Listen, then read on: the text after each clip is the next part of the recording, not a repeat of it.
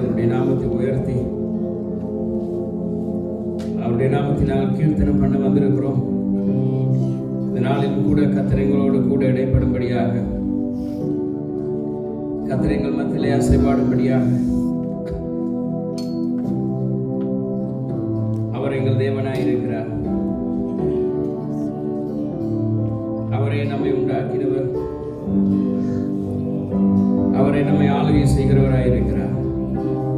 இந்த காலை நேரத்தில் நாங்கள் எங்களை ஒப்புக் கொடுப்போம் அவருடைய சமூகத்திலே. கர்த்தாவே, நீர் எங்களை நடத்துங்கப்பா, நீர் எங்களோடு கூட இடைப்படுங்கப்பா, நீர் உடைய பிரசன்னத்தினாலே எங்களை மூடி மறைத்துக் கொள்ளுங்கப்பா என்று சொல்லுவோம். கர்த்தாவே, நாங்கள் அல்ல, நீர் எங்கள் வாழ்க்கையில பெருகவும் நாங்கள் சிறுகவும் நீர் எங்களுக்கு கிருபை செய்தல்லுங்கப்பா. எங்களால் ஒன்றுமல்ல, நீரே எல்லாம் அப்பா. உங்களுக்கு நன்றி செலுத்துகிறோம் அப்பா. உடைய பிரசன்னம் உடைய கிருபைகளை தாங்கி நடத்துகிறதுக்காக உங்களுக்கு நன்றி செலுத்துகிறோம் அப்பா. உம்மை நன்றியோடு துதிக்கிறோம் துதிக்கிறோம் துதிக்கிறோம். ஹல்லேலூயா ஹல்லேலூயா. நன்றி செலுத்துகிறோம். கர்த்தாவே, இந்த காலை நேரத்தில் உடைய சமூகத்தில் வந்து ஜெபிக்கிறோம் அப்பா. நீர் எங்களை ஆராய்ந்து அறிந்திருக்கிறீர். நீர் கர்த்தாவே எங்களுடைய போக்கிலும் வரத்திலும் கூட இருந்து பாதுகாக்கிறவர். நீர் எங்களை தாங்கி நடத்துகிறதா இருக்கிற தெய்வமாய் இருக்கிறதுக்காய் ஸ்தோத்திரம் அப்பா. கர்த்தாவே, இந்த நாளில் உடைய கிருபை எங்கள் மத்தியிலே கடந்து வந்திருக்கிறதுக்காய் உங்களுக்கு நன்றி செலுத்துகிறோம். நீர் உடைய பிரசன்னத்தினால் எங்களை மூடிக்கொள்கிறதுக்காய் உங்களுக்கு நன்றி செலுத்துகிறோம் அப்பா. உம்முடைய வல்லக்கரம் எங்களை தாங்கி நடத்துகிறதுக்காய் உங்களுக்கு நன்றி செலுத்துகிறோம். கர்த்தாவே, நீர் எங்களோடு கூட இடைப்படுங்கப்பா. உம்முடைய பிரசன்னத்தினாலே நீங்கள் மூடிக்கொள்கிறதுக்காய் உங்களுக்கு நன்றி செலுத்துகிறோம் அப்பா. நாங்கள் 92வது சங்கீதத்திலே முதல் 5 வசனங்களை வாசித்து நாங்கள் கர்த்தருடைய நாமத்தை உயர்த்துவோம். கர்த்தர் அவர் என்றென்றைக்கும் ராஜரிகம் பண்ணுகிறார். அவருடைய கிருபை தலைமுறை தலைமுறை தலைமுறை தோறும் இருக்கிறது. கர்த்தரை துதிப்பதும் உன்னதமானவரே உமது நாமத்தை கீர்த்தனம் பண்ணுவதும் 10 நரம்பு வீணையினாலும் தம்புருவினாலும் தியானத்தோடும் வாசிக்கும் சுரமண்டலத்தினாலும் காலையிலே உமது கிருபையையும் இரவிலே உமது சத்தியத்தையும் அறிவிப்பது நலமாயிருக்கும். கர்த்தாவே, உமது செய்கைகளால் என்னை மகிழ்ச்சியாக்கினீர். உமது கரத்தின் கிரியைகளை நிமித்தம் ஆனந்த சத்தமிடுவேன். கர்த்தாவே, உமது கிரியைகள் எவ்வளவு மகத்துவமானவைகள், உமது யோசனைகள் மகா ஆழமானவைகள். கர்த்தாவே, உங்களுக்கு நன்றி செலுத்துகிறோம். கர்த்தாவே, சங்கீதக்காரன் சொல்லுகிறது போல அதிகாலையில் உமது கிருபையும் இரவிலே உமது சத்தியத்தையும் அறிவிப்பது நலமாயிருக்கும் என்றபடி கர்த்தாவே, இந்த அதிகாலையில் உம்முடைய நாமத்தை உயர்த்தும்படியாக நாங்கள் இந்த இடத்திலே கூடி வந்திருக்கிறோம் அப்பா. உம்முடைய நாமத்தை உயர்த்தும்படியாக உம்முடைய சமூகத்திலே கூடி வந்திருக்கிறோம். கர்த்தாவே, உம்முடைய கிருபை எங்கள் மத்தியிலே இருக்கிறதுக்காய் உங்களுக்கு நன்றி செலுத்துகிறோம். உம்முடைய பிரசன்னம் எங்களை மூடிக்கொள்ளுகிறதுக்காய் நன்றி. கர்த்தாவே, நீர் உண்டு பண்ணின இந்த நாளிலே உம்மையில் மகிழ்ந்து களி கூறும்படியாக நாங்கள் வந்திருக்கிறோம் அப்பா. கர்த்தாவே, 10 நரம்பு வீணையினாலும் தம்புருவினாலும் தியானத்தோடு வாசிக்கும் சுரமண்டலத்தினாலும் கர்த்தாவே, நாங்கள் எதை செய்தாலும் உம்முடைய நாம மகிமைக்கென்று உம்முடைய வல்லமையான வார்த்தைகளை தியானிப்பதோடு உம்முடைய வார்த்தையின் வல்லமையினாலே நாங்கள் உம்முடைய நாமத்தை உயர்த்த நீர் எங்களுக்கு கிருபை செய்வீராக அப்பா. நீர் நடத்துகிறதுக்காய் உங்களுக்கு நன்றி செலுத்துகிறோம். நீர் நடத்துகிறதுக்காய் உங்களுக்கு நன்றி செலுத்துகிறோம் அப்பா. ஹல்லேலூயா. கர்த்தாவே, நீர் எங்களை இந்த காலை நேரத்தில் எங்களுடைய உள்ளங்களிலே நீர் கிரியை செய்கிறதுக்காய் நன்றி. கர்த்தாவே, எங்களுக்குள்ளே வாசம் பண்ணுகிறதான இந்த ஆவியானவர், கர்த்தாவே, எங்களுக்குள்ளே வாசம் பண்ணுகிறது ஆவியானவர், கர்த்தாவே, இந்த தேசத்தை அசைக்கிறதுக்காய் உங்களுக்கு நன்றி செலுத்துகிறோம். கர்த்தாவே, அதே ஆவியானவர், எங்களை ரட்சித்த அதே ஆவியானவர் இந்த தேசத்திலே இருக்கிற அநேக ஜனங்களை கர்த்தர் நீர் ரட்சிக்க வல்லவராய் இருக்கிறீரப்பா. இந்த காலை நேரத்தில் உடைய சமூகத்தில் வந்து ஜெபிக்கிறோம்.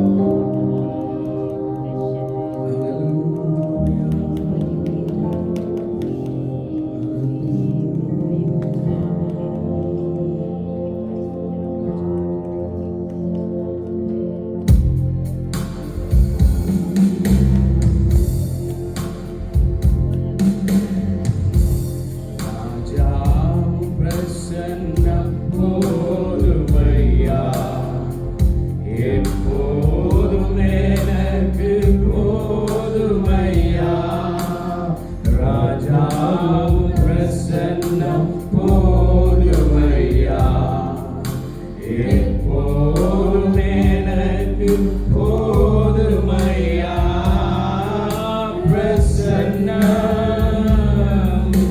பிரசன்னம் தேவ பிரசன்னம்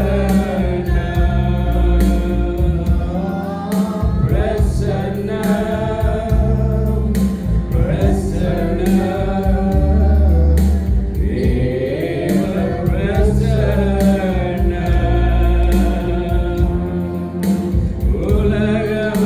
உலகமெல்லாம் மாயையா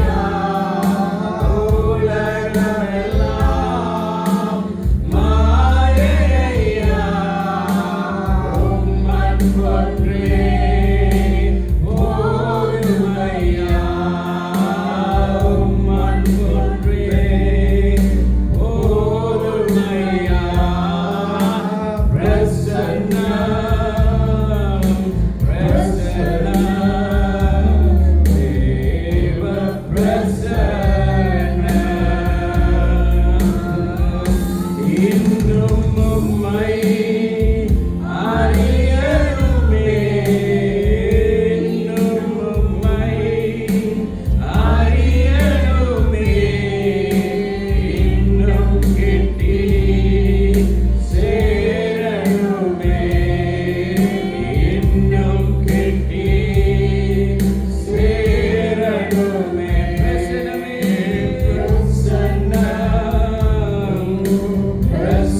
பிரசன்னம் தேவ பிரசன்னம்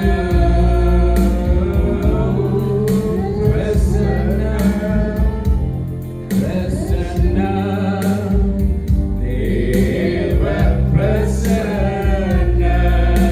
பிரசன்னம் அதிகாலமே தேடுகிறேன் அதிகாலமே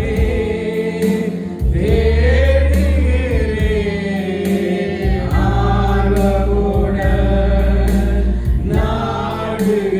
நாடுகிறேன் ஆர்வமுடன் நாடுகிறேன் பிரசன்னம்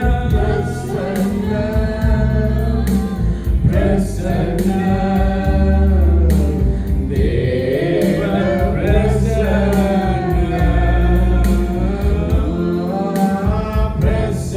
பிரசன்னம் பிரசன்னம் தேவ பிரசன்னம் ராஜாவும் பிரசன்னம் ராஜாவும் பிரசன்னம் போதுமையா எப்போதும் எனக்கு போதுமையா ராஜாவும் பிரசன்னம் போதுமையா எப்போதும் எனக்கு போதுமையா பிரசன்னம்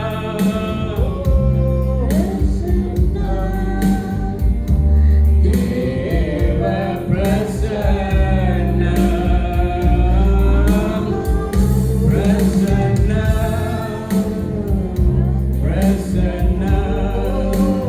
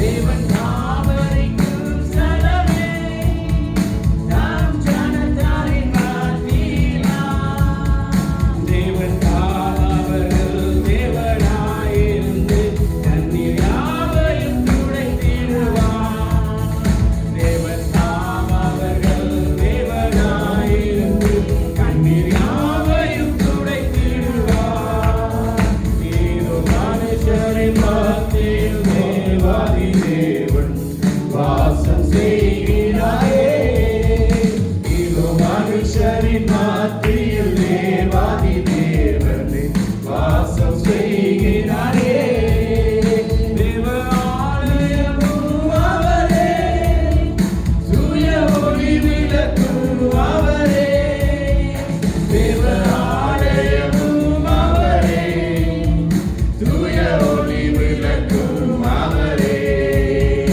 ஜீவனாலே நம் ஜனங்களின் தாகம் தீர்க்கும் சுத்த ஜீவநதியும் அவரே ஜீவனாலே நம் ஜனங்களின் தாகம் தீர்க்கும் சுத்த ஜீவநதியும் அவரே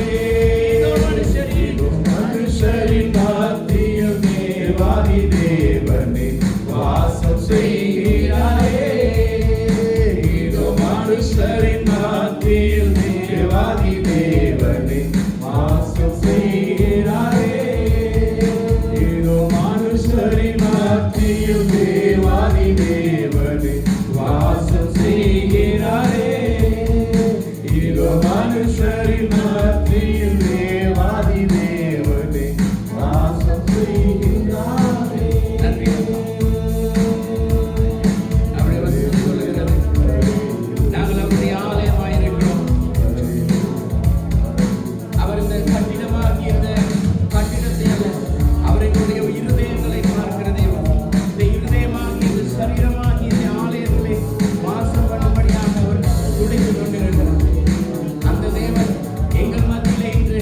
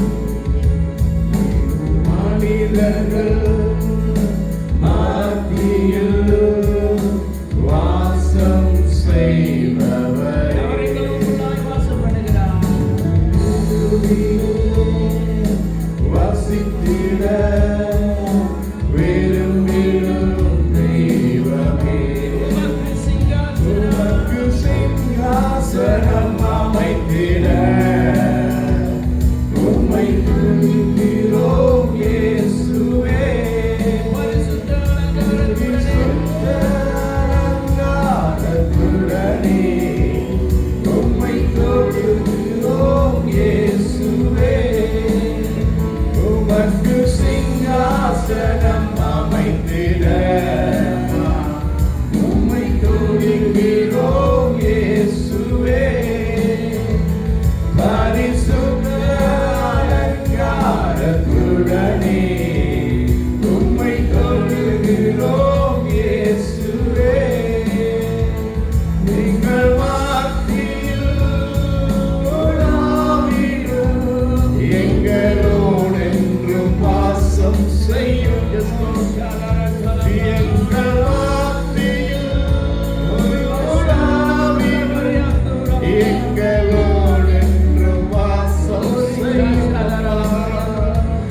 எங்கள் மத்தியில் உலாவிடும் எங்களோடு என்றும் வாசம் செய்யும் எங்கள் மத்தியில் உலாவிடும் எங்களோடு என்றும் வாசம் செய்யும் எங்கள் மத்தியில் உலாவிடும் எங்களோடு என்றும் ஒரு வசனம் அறியலாம். அப்பா உம்மை ஆராதனை செய்கிறோம். நீர் எங்கள் மத்தியிலே உலாவிக் கொண்டிருக்கிறதற்காக நன்றி. உம்முடைய நாமத்தில் வருகிறோம். பரிசுத்த அலங்காரத்துடனே உம்மை தொழுது கொள்ளும்படியாக சொன்னீரே. உம்முடைய சமூகத்திலே அலங்காரத்துடனே பரிசுத்த அலங்காரத்துடனே உம்முடைய சமூகத்திலே சந்நிதியிலே வந்திருக்க நீர் எங்களுக்கு கிருபை செய்தீரே. நன்றி செலுத்துகிறோம். நீர் எங்களை நடத்துகிறவர். நீர் எங்களை ஆளுகை செய்கிறவர். நீர் எங்களோடு கூட இருக்கிறவரே. நன்றி செலுத்துகிறோம். ஹல்லேலூயா. நீர் எங்கள் மத்தியிலே வாசம் செய்கிறவர். ஹல்லேலூயா. மரணமே போரிங்கே பாதாளமே உன் ஜெயமெங்கே. கர்த்தர் சாவையும் மரணத்தையும் வென்றவர். நீர் எங்களோடு கூட இருக்கிறதற்காக உங்களுக்கு நன்றி செலுத்துகிறோம்.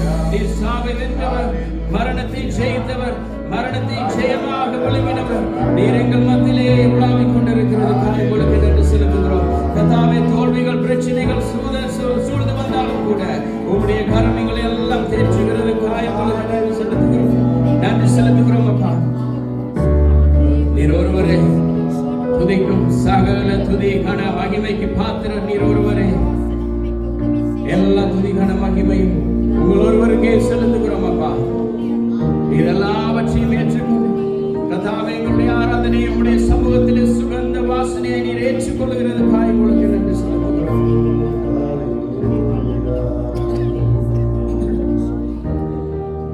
பயமே நம் வாழ்வில் ஆள்வதில்லை.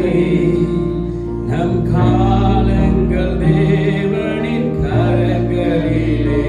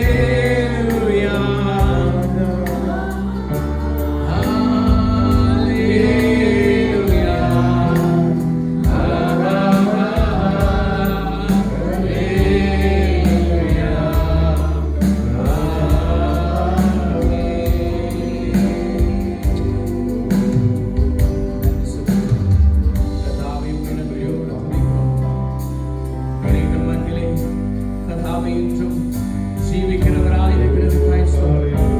நீர் என்றும் ஜீவிக்கிறவராய் இருக்கிறதுக்காய் ஸ்தோத்திரம் அப்பா. இந்த உலகத்திலே எத்தனையோ காரியங்கள் நடந்தாலும், இந்த உலகத்திலே எத்தனையோ காரியங்கள் சம்பவித்தாலும், கர்த்தருடைய கரம் உம்மை நம்பி வந்திருக்கிற உம்முடைய பிள்ளைகளோடு கூட இருந்து நடத்துகிறதுக்காய் உங்களுக்கு நன்றி செலுத்துகிறோம். உம்மை நம்பி வந்திருக்கிற உம்முடைய பிள்ளைகளை நீர் வெட்கப்பட்டு போகாதபடி நீர் பாதுகாக்கிறதுக்காய் நன்றி. அவர்களுக்கு அரணான கோட்டையாய் இருக்கிறதுக்காய் உங்களுக்கு நன்றி செலுத்துகிறோம். நன்றி செலுத்துகிறோம். உம்மை நன்றியோடு துதிக்கிறோம். நீர் சர்வ வல்லமை உள்ளவர். நீர் சாவாமை உடையவர். நீர் என்றும் எங்களோடு கூட ஜீவிக்கிறதுக்காய் உங்களுக்கு நன்றி செலுத்துகிறோம். அப்பா, உங்களுக்கு நன்றி செலுத்துகிறோம். நன்றி செலுத்துகிறோம்.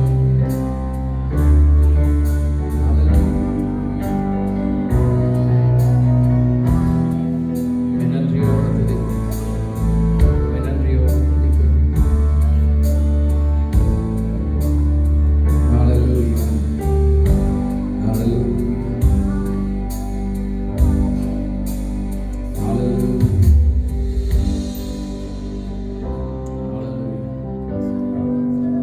எங்கள் மத்தியிலே ஆளுகை செய்கிறவர், எங்களை ஆளுகை செய்கிறவரே, கர்த்தாவே,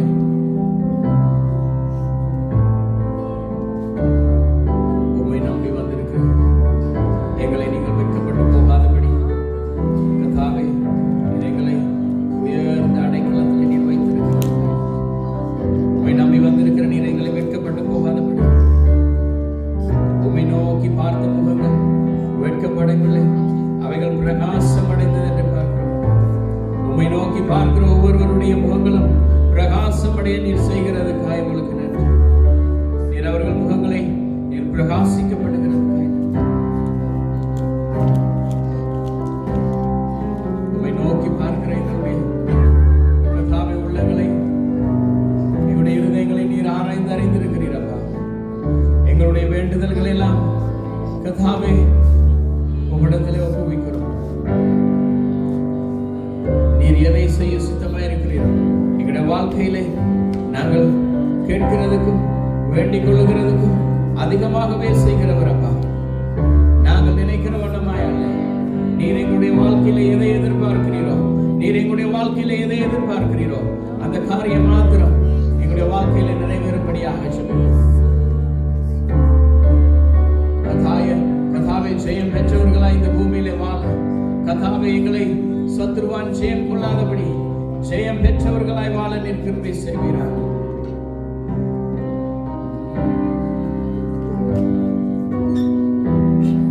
ஹல்லேலூயா. நன்றி செலுத்துகிறோம். கர்த்தாவே, இந்த காலை நேரத்தில் உம்முடைய சமூகத்தில் வருகிறோம். நீர் எங்களோடு கூட இருந்து இடைப்படுகிறதுக்காய் உங்களுக்கு நன்றி. தொடர்ந்து உம்முடைய பிரசன்னம் எங்களை மூடிக்கொள்வதாக. தொடர்ந்து உம்முடைய வல்லக்கரம் எங்களை மூடிக்கொள்வதாக. தொடர்ந்து உம்முடைய வல்லக்கரத்தினால் எங்களை மூடிக்கொள்ளுங்கப்பா. கர்த்தாவே, உம்முடைய வார்த்தையோடு கூட நீங்க பேசுங்கப்பா. கர்த்தாவே, உம்முடைய வார்த்தையானது எங்களுடைய வாழ்க்கையிலே எங்களை உயிர்ப்பிக்கிறதா இருக்கிறதுக்காய் உங்களுக்கு நன்றி செலுத்துகிறோம். உம்முடைய வார்த்தையானது எங்களுடைய வாழ்க்கையிலே கர்த்தாவே அது பலன் உள்ளதாகவும், எங்களுடைய பாதைக்கு வெளிச்சமாகவும், கர்த்தாவே, எங்களுடைய எலும்புகளுக்கெல்லாம் அது ஊனமாய் இருக்கிறதுக்கும் பலனாய் இருக்கிறதுக்காய் உங்களுக்கு நன்றி செலுத்துகிறோம்.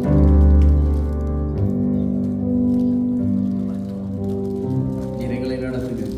வந்திருக்கிற ஒவ்வொரு பிள்ளைகளையும் இயேசுவின் நாமத்தினால் ஆசீர்வதிக்கிறோம். இயேசுவின் நாமத்தினால் ஒவ்வொரு பிள்ளைகளையும் ஆசீர்வதிக்கிறோம். நீர் நடத்துங்க, கிருபையாக கேளுங்க. இயேசுவின் நாமத்தில் ஒப்பு கொடுத்து ஜெபிக்கிறோம் நல்ல பிதாவே. ஆமென். ஆமென். ஆமென். ஹல்லேலூயா. ஹல்லேலூயா. நான் எல்லாரும் கர்த்தருடைய வார்த்தைக்கு நேராக நாம் கடந்து செல்வோம். கர்த்தர் தாமே இந்த நாளும் கூட அவருடைய வார்த்தையோடு கூட எங்களோடு பேசும்படியாகவும் அவர்களோடு கூட இடைபடும்படியாகவும்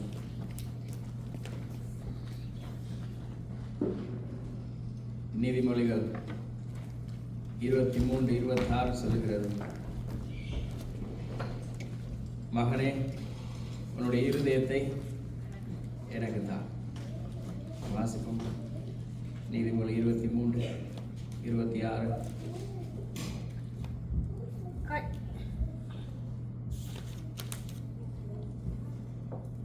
என் மகனே, உன் இருதயத்தை எனக்கு தா, உன் கண்கள் என் வழிகளை நோக்குவதாக.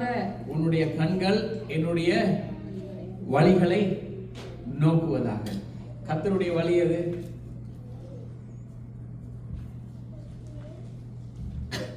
யோவான் ஸ்நானகன் சொன்னார், கர்த்தருக்காக வழியை ஆயத்தம் பண்ணுங்கள்.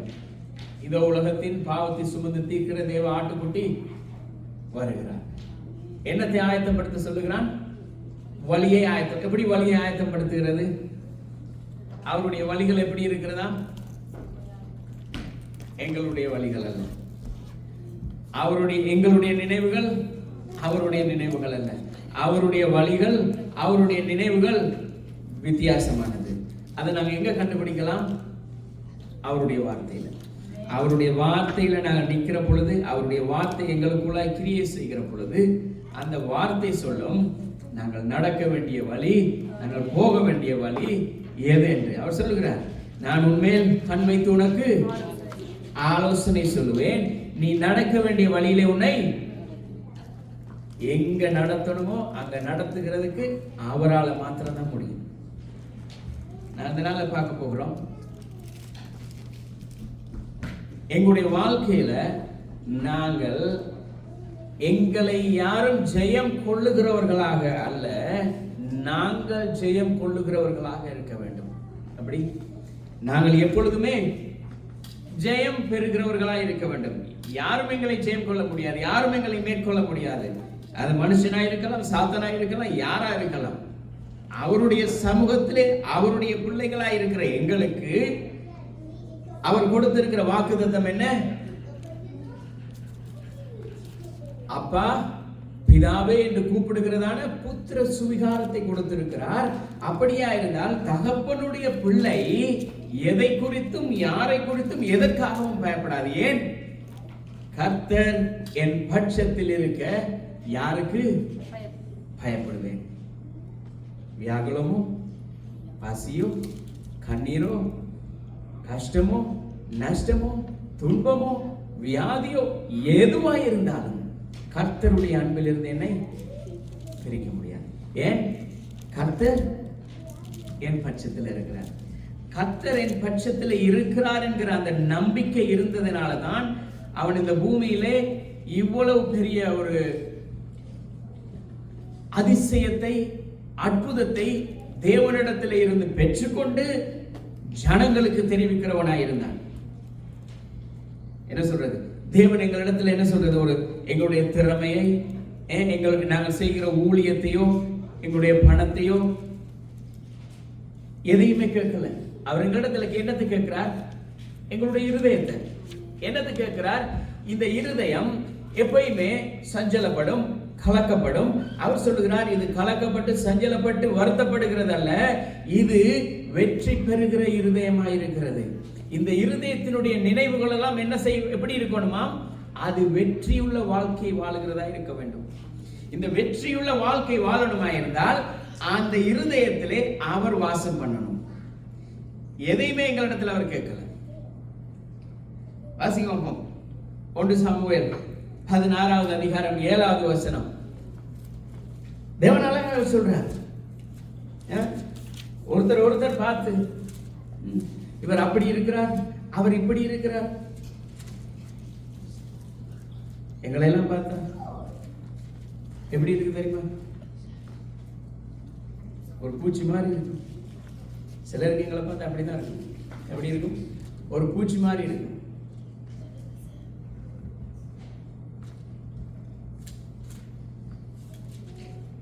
ஒரு சகோதரி சொன்னார், ஊழியத்துக்கு படிக்க போகும் பொழுது பார்த்து ஒரே ஒரு காரியத்தை சொன்னார், நீங்க போறீங்களா, நீங்க படிக்கிறீங்களா, நீங்க ஊழியம் செய்ய போறீங்களா? என்னன்னா அவர் எங்க உருவத்தை பார்த்துட்டாங்க.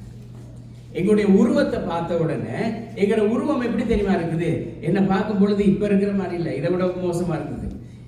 அந்த உருவத்தை பார்த்து அவங்க நினைச்சாங்க, இவரெல்லாம் ஊழியம் செஞ்சு, இவரெல்லாம் கர்த்தருக்காக போகுது, இவரெல்லாம் கர்த்தருக்காக எப்படி செய்வார்? ஆனா கர்த்தருடைய கிருபை என்ன தெரியுமா? கேட்ட அந்த நபர் இன்றைக்கு ஊழியத்திலையும் இல்லை, எதுலையும் இல்லை. ஆனா அதை காதால கேட்ட எனக்கு கர்த்தர் அவருடைய கிருபையை கொடுத்தார். இதுதான் கர்த்தருடைய கிருபை. ஏன் தெரியுமா? மனுஷன் எங்களுடைய முகத்தை பார்க்கிறான், எங்களுடைய முகத்தை பார்த்து ஜட்ஜ் பண்றான். இவர் இப்படிதான் இருப்பார், இவர் இப்படிதான் இருப்பார், இவருடைய வாழ்க்கை இப்படிதான் இருக்கும், இவர் இப்படிதான் நடக்கிறார், அதனால இவர் இப்படிதான் இருப்பார். இல்ல, ஆண்டவர் சொல்றார், மனுஷன் பார்க்கிற விதமா நான் பார்க்கறது இல்லை, நான் பார்க்கிற விதமே வேற.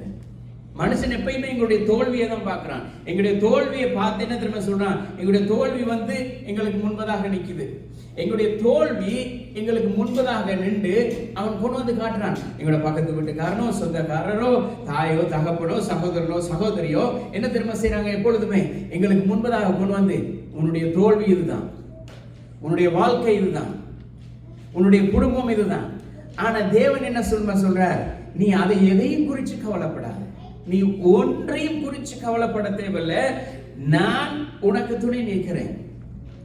மனுஷன் பார்க்கிற விதமா நான் உன்னை பார்க்கல, நான் உன்னை பார்க்கிற விதமே வேற. வாசி.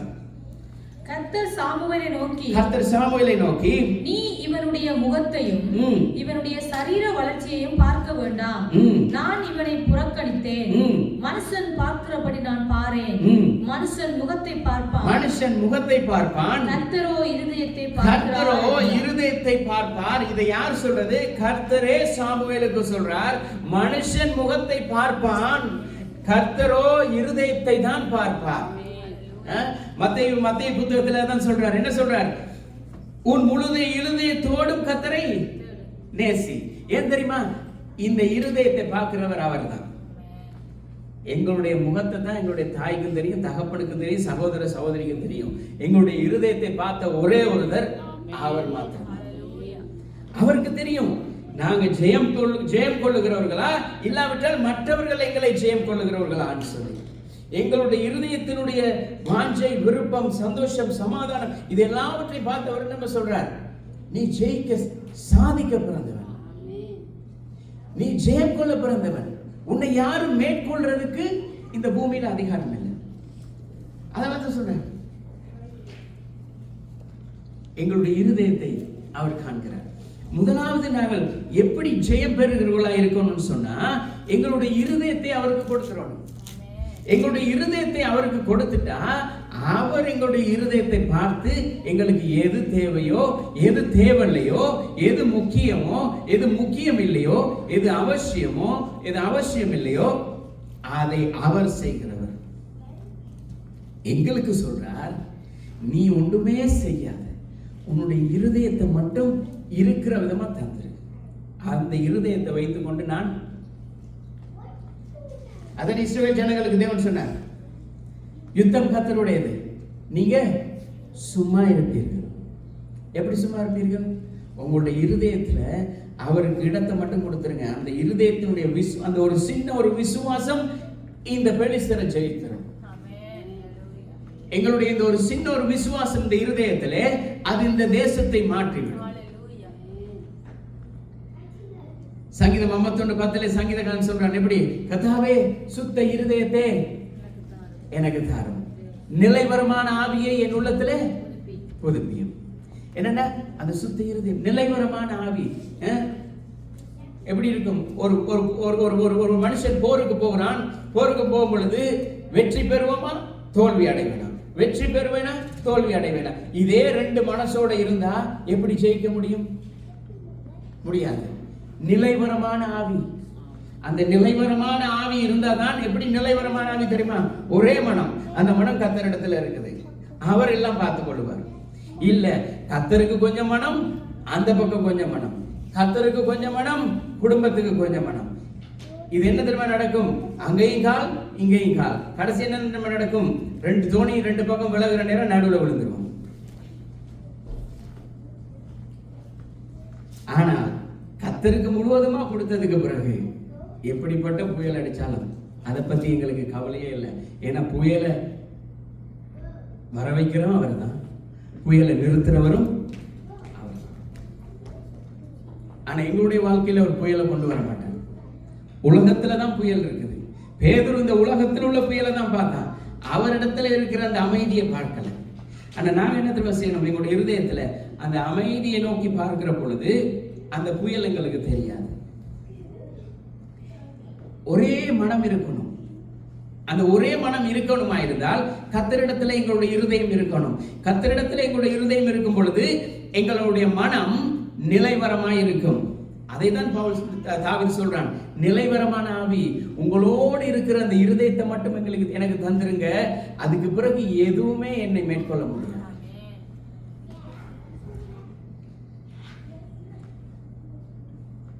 அந்த ஐக்கியமானது உண்மையிலும் சத்தியத்திலும் அவருடைய வார்த்தையிலும் தான் இருக்கிறதே தவிர எங்களுடைய முழு நோக்கமும் கிறிஸ்துவின் மேல் இருக்கணும்.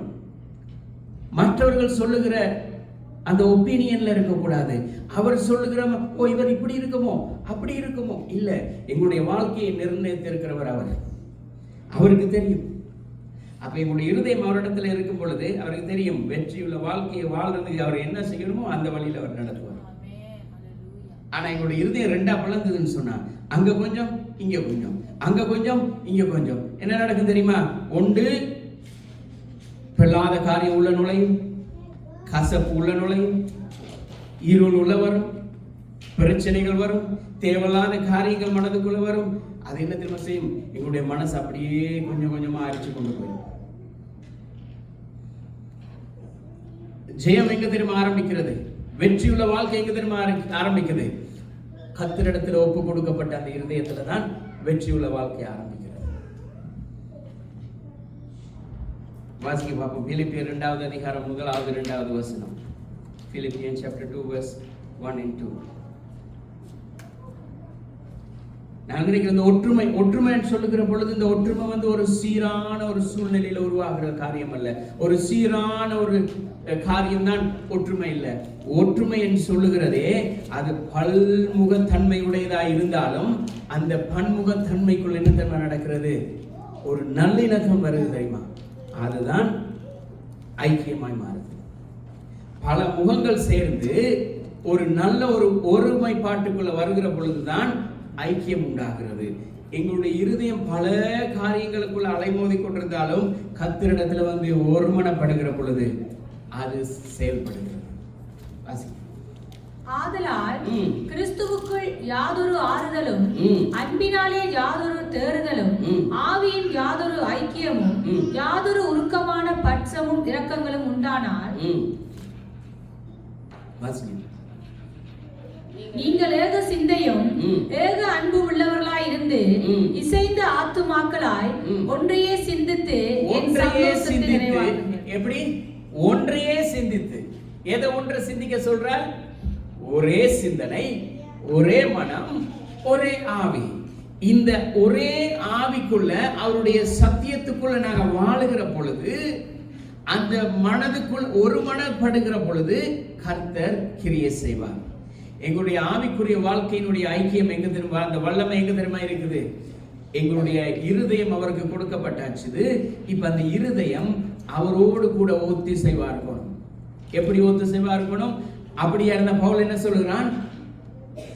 ஒரே மனம், ஒரே அன்பு, ஒரே சிந்தனை. எப்படி? எங்களுடைய மனம் என்னதான்? மனிதனுடைய மனம் எப்படி இருக்குதான்? உலகத்துல என்ன சொல்றாங்க? மனிதனுடைய மனம் எப்படி இருக்கா? குரங்கு போல அங்கங்க தாவிட்டு இருக்கும். ஆனால் வேதம் என்ன தெரியுமா சொல்லுது? எங்களுடைய மனம் குரங்கு போல அங்க இங்கேயும் தாவுறது இல்லை. அவரை கண்டோன்னா அங்க ஒரு தாவு, இங்க அவரை கண்டோன்னா இங்க ஒரு தாவுறது இல்லை. எங்களுடைய மனம் எப்படி தெரியுமா இருக்கும்? யார் வந்தா என்ன, எவர் வந்தால் என்ன, எங்களுடைய மனம் ஒரே இடத்துல தான் தாவிட்டு இருக்குது. எங்க? கர்த்தராகிய இயேசு கிறிஸ்துவோடு அவரோடு கூட எங்களுடைய மனம் தாவி கொண்டிருக்கும் பொழுது அவர் அங்க இங்க இந்த கையை பிசக விட மாட்டார், அப்படியே பிடிச்சிருவார். இந்த ஐக்கியம் எப்படி தெரியுமா இருக்கும்? இந்த ஐக்கியம் என்ன சொல்றது? பலவிதமா இருக்காது. பலவிதமா ஐக்கியம் இருக்காது, ஒரே மாதிரியும் இருக்காது. ஐக்கியம் என்கிறது எப்படி தெரியுமா? எங்களுடைய இருதயம் அப்படியே தேவனுக்குள்ள சமர்ப்பிக்கப்பட்டு அது அப்படியே ஒத்திசைவா இருக்கிறது. அந்த வசனத்துல கடைசி பகுதி வாசிங்க. நீங்கள் ஏக சிந்தையும் ஏக அன்பு உள்ளவர்களாய் இருந்து இசைந்த ஆத்துமாக்களாய் ஒன்றையே சிந்தித்து என் சந்தோஷத்தை நிறைவாக்குங்கள். ஒன்றையே சிந்தித்து என் சந்தோஷம். பவுலுடைய சந்தோஷம் என்னவா தெரியுமா இருந்தது? எல்லாரும் ஒரே சிந்தையுடையவர்களாய் இயேசு கிறிஸ்துவை பார்க்கிறது மாத்திரம்தான். ஆனா இன்றைக்கு இந்த உலகத்துல மனுஷனுக்கு அந்த காரியத்தை சொல்றதே பிடிக்குது இல்லை. அதான் உண்மை. பவுல் வேற ஒண்ணுமே சொல்லல, ஒரே சிந்தையா இருங்க. இன்றைக்கு உலகத்துல எல்லாம் வித்தியாசம், புதுவிதமான காரியங்கள் உண்டாகும். ஆனா அதெல்லாம் பார்த்து குரங்க போல தாவி கொண்டிருக்காதீங்க. உங்களுடைய மனம் ஒரே ஏக சிந்தையாய் கர்த்தரிடத்துல இருக்கும் பொழுது அவர் நடத்துவார். வாசிங்க எபேசியர் 4வது அதிகாரம் 3வது வசனம். Ephesians chapter 4 verse 3. சமாதான கட்டினால் ஆவியின் ஒருமையை காத்துக் கொள்வதற்கு ஜாக்கிரதையாயிருங்கள். சமாதான கட்டினால் எப்படி? இப்ப ஒரு எங்களுடைய மனதுல ஒரு சமாதானம் இருக்கணும். எப்படி அந்த சமாதானம் இருக்கும்? அதான் சொன்னேன், குரங்கு போல அங்கங்க தாவமா இருந்தா சமாதானம் இருக்காது. என்னன்னா அங்க ஒருத்தர் ஒன்று சொல்வார், இங்க ஒருத்தர் ஒன்று சொல்வார். ஆனா தேவனிடத்துல ஒரே இடத்துல தாவிக்கிட்டு இருக்கும் பொழுது அவர் என்ன தெரியுமா சொல்வார்? அவர் சொல்றதை எங்களுக்கு செய்யக்கூடிய வண்ணமா இருக்கும். அதனால தான் சொல்றார், அந்த சமாதான கட்டினால் ஆவியின் ஒருமையை காத்துக் கொள்ளுங்கள். ஆவியானவர் ஒருவரை, அந்த ஒருவர் எங்களுக்குள்ள வாசம் பண்ணுகிற பொழுது ஒரே விதமா தான் சொல்லிக் கொடுப்பார். ஒரே தேவன் பலவிதமா சொல்லிக் கொடுக்க மாட்டார். ஆனா பலவிதமான மனுஷர்கள் பலவிதமாய் சொல்லுவார்கள். ஒரே தேவன் ஒரே விதமாய் சொல்லுவார். அப்ப எங்களுக்கு நடக்கிறதுக்கு இலகுவா இருக்கும், வெற்றி பெறுகிறதுக்கு ஈஸியா இருக்கும். சில நேரத்துல தெரியுமா, போருக்கு போயிட்டோம், யுத்தத்துக்கு ஆயத்தம் ஆயிட்டுது, அந்த யுத்தத்துல போயிட்டு இப்ப ஒரு கன்ஃபியூஷன். எப்படி தெரியுமா இந்த கன்ஃபியூஷன் எப்படி தெரியுமா வருது? அவர் ஒன்று சொல்வார், இவர் ஒன்று சொல்வார், இவர் ஒன்று சொல்வார், அவர் ஒன்று சொல்வார். ஆனா எங்களுக்கு பின்னால ஒரு தளபதி இருப்பார். அந்த தளபதி சொல்றதை கேட்கிறதே இல்லை. என்னன்னா எங்களுடைய காது என்ன தெரியுமா, ரெண்டு காதை கொடுத்துட்டாரு தானே, ரெண்டு பக்கமும் கேட்கறது. இந்த பக்கமும் கேட்கணும், அந்த பக்கமும் கேட்கணும். ஆனா இங்க ஒன்று சொல்லுதே, அதை கேட்கறதுக்கு மனம் விடாது. ஏன்னு சொன்னால் அது தாவி கொண்டே இருக்கும். ஆனா தாவ விடக்கூடாது.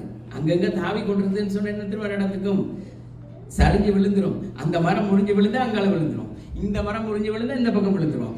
ஆனா நாங்க எங்க தாவி நிக்கிறோமோ, நாங்க தாவி நிக்கிற பொழுது நாங்க மட்டும் தாவி நிக்கல, நாங்க நினைக்கிறோம் நாங்க தாவிட்டு நிக்கிறோம்னு சொல்லி. ஆனா அவர் கீழே பிடிச்சிட்டு இருக்கிறாருங்க. நாங்கள் யுத்தத்துக்கு போகும் பொழுது எங்களுடைய போர்க்காலத்துல நாங்கள் வெற்றி பெறுகிறவர்களாக இருக்க வேண்டுமே ஒழிய மற்றவர்கள் எங்களை எதிர்த்து ஜெயம் கொள்ளுகிறவர்களாக மாறிவிடக்கூடாது. ஏனென்று சொன்னால் நாங்கள் ஜெயம் பெற வேண்டுமா இருந்தால் எங்களுக்கு ஒருத்தர் தலைமை ஒரு கட்டளை வருகிறது, அந்த கட்டளையின்படி நாங்கள் செய்கிற பொழுது ஜெயம் கொள்ளுகிறோம். அவருக்கு தான் தெரியும் எந்த சத்ருவை எப்படி அடிக்கணும்னு சொல்லி, எந்த சத்ருவை எப்படி மேற்கொள்ளணும்னு சொல்லி. பட்டயத்தால மேற்கொள்ள வேண்டியதை பட்டயத்தால மேற்கொள்ள வேண்டும், ஜெபத்தினால மேற்கொள்றது ஜெபத்தினால, வார்த்தையினால மேற்கொள்றது வார்த்தையினால, விசுவாசத்தினால மேற்கொள்றது விசுவாசத்தினால. ஆனா விசுவாசத்துல மேற்கொள்ள வேண்டிய இடத்துல போயிட்டு ஜெபிச்சுட்டே இருந்தோம்னு சொன்னா எப்படி ஜெபம்? வாயின் சும்மா வார்த்தை, இயேசுவின் நாமத்தில், அங்க பிசாசு ஓடவே ஓடாது. ஏன் ஓடாது தெரியுமா? விசுவாசம் இல்லை, ஆனா ஜெபம் இருக்கு. அவருடைய வார்த்தையில் சொன்னா தெரியுமா, சில ஆவிகள் உபவாசத்திலும் ஜெபத்தினாலுமே அன்றி போகாது. ஆனா சில ஆவிகள் அவரே சொல்லிட்டார். அப்படியா இருந்தால் அதனுடைய அர்த்தம் என்னன்னா, சில காரியங்கள் இப்படிதான் செய்யணும், சில காரியங்களை இப்படிதான் செய்யணும். விசுவாசத்தினால மலையை பார்த்து பேருந்து போன்னு சொன்னா போகும். ஆனா இந்த ஆவிகள் கீழ்ப்படியுதுன்னு சொன்னா உபவாசம் இருந்து ஜெபிக்கணுமா இருந்தா உபவாசம் இருந்து ஜெபிக்கணும், இல்ல ஜெபிக்கணும்னு சொன்னா ஜெபிக்கணும். சாதாரண ஒரு ஜெபத்தினால அது தலைவலி சுகமாகும் இருந்தா தலைவலி சுகமாகும். அந்த சாதாரண தலைவலிக்கு ஒரு தீர்க்க தரிசனம் தேவையில்லை. சாதாரண ஒரு வயிற்று வலிக்கு ஒரு தீர்க்க தரிசனம் தேவையில்லை. அந்த அந்த அந்த அந்த ஜெபம் சாதாரண ஒரு ஜெபம். கர்த்தராகிய இயேசு கிறிஸ்துவின் மேல் விசுவாசம் உள்ளவர்களாய் அவரிடத்துல எவைகளை கேட்கிறோமோ அவர்களை பெற்றுக்கொண்டோம். அவ்வளவுதான் அந்த விசுவாசம், அவ்வளவுதான் அந்த ஜெபம்.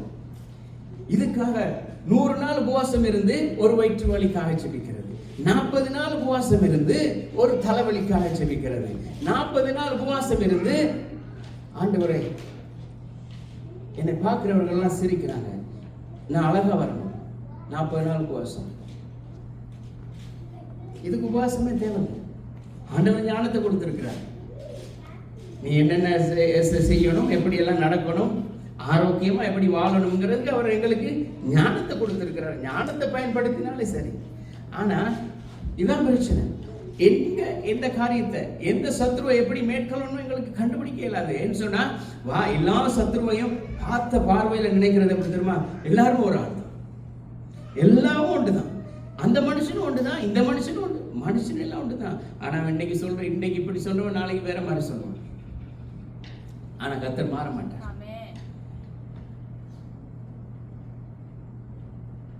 யோவான் 17வது அதிகாரம் 21வது வசனத்தை வாசிங்க. John chapter 17 verse 21.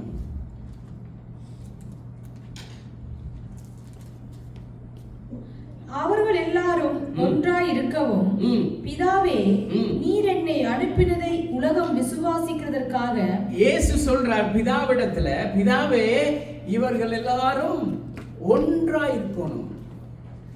அவரும் எவ்வளவோ சொல்லி சொல்லி பார்த்தார், கத்தி கத்தி பார்த்தார், கதறி கதறி பார்த்தார், கடைசியா சிலுவையில இருந்தும் கதறி முடிச்சிட்டார். ஒன்றா இருக்கிற மாதிரி தெரியுது இல்லை. ஏன் தெரியுமா?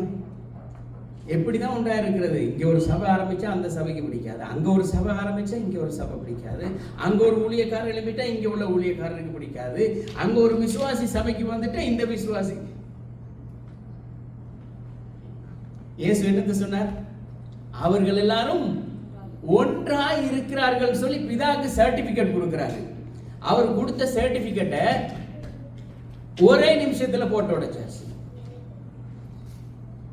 இயேசு கிறிஸ்து ஒரு சர்டிபிகேட் கொடுத்தாரு தெரியுமா? பிதாவே இவர்கள் எல்லாரும் ஒன்றாய் இருக்கிறார்கள். இப்ப இன்னொரு தமிழ் சபை இந்த பிளாட்ஃபார்ம்ல வந்தா தெரியும் இயேசு ஏதோ சொன்னாருன்னு சொல்லி.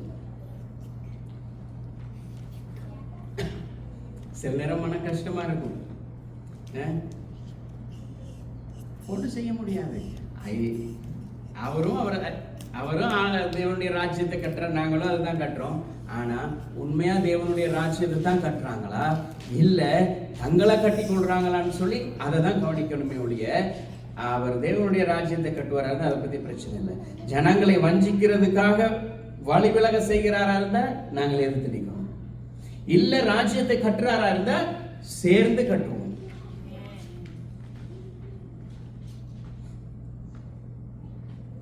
சேர்ந்து கட்டுவோம்னு சொல்லிட்டு பாஸ்டர் ஃபெலோஷிப் வரக்குள்ள மட்டும் அந்த ஃபெலோஷிப் இருக்கும். அதுலேயும் சில நேரம் பார்த்தீங்கன்னா நீங்கள் அந்த ஃபெலோஷிப்புக்கெல்லாம் போனால் தான் தெரியும், இந்த பாஸ்டருக்கு அந்த பாஸ்டரை கண்டுபிடிக்க, அந்த விசுவாசிக்கு இந்த விசுவாசியை கண்டுபிடிக்க. ஏன் தெரியுமா? என்ன பிரச்சனைனா இவர் ஆத்மா அங்கே இருக்கும், அவர் ஆத்மா இங்கே இருக்கும். இவர் தான் இந்த சபைக்கு ஒரு ஆளை கொண்டு வந்திருப்பார், ஆனால் இவர் கொண்டு வந்தால் அங்கே போய் நிற்கும். இவருக்கு அங்கே போய் பார்க்குற பொழுது இப்போ அந்த பாஸ்டர் நான் தான் அவரை கொண்டு வந்தேன், ஆனால் அவர் அங்கே போயிட்டார். அதை மனம் விடாது. எங்க போனா என்ன? ஆனா கர்த்தருக்குள்ள உண்மையா இருந்தா போதும். உண்மையா இல்ல, ஏதோ பிரச்சனை இருக்குது, இவர் ஏதோ தன்னுடைய மாய்மாலத்தினால ஜனங்களை வஞ்சிக்கிறாரா இருந்தால் தீத்துக்கு சொல்லுகிறார், தீமோத்தேயுக்கு சொல்லுகிறார், இப்படிப்பட்ட காரியங்களிலிருந்து நீ விலகிடு. அப்பதான் நீ ஜெயம் கொள்ள முடியும். இல்ல அவர்கள் இழுப்புண்டு போகிறார்கள் சொல்லி நீ இழுப்புண்டு போனால் உன்னை அவர்கள் ஜெயித்து விடுவார்கள், நீ தோல்வி அடைவாய். ரோமர் 12வது அதிகாரம் 21வது வசனம். Roman chapter 12 verse 21. தீமையை எப்படி வெல்லணுமா? நன்மையினால் வெல். நீ தீமையினாலே வெல்லப்படாமல் தீமையை நன்மையினாலே வெல். தீமையை நன்மையினாலே ஜெய். இப்ப இப்படி வச்சுக்கொள்வோம். இப்போ ஒரு இடத்துல ஒரு மனுஷர் எங்களுக்கு எதிராக வர்றார், இல்லாட்டி யாரோ ஒருத்தர் எங்களுக்கு எதிராக வருகிறார். இப்ப அவருக்கு எதிராக மாற ஒரு இடத்துல நாங்களும் எதிராக போகாதபடி அவர் எங்கட பக்கம் வளைத்து போட பார்க்கணும். எப்படி?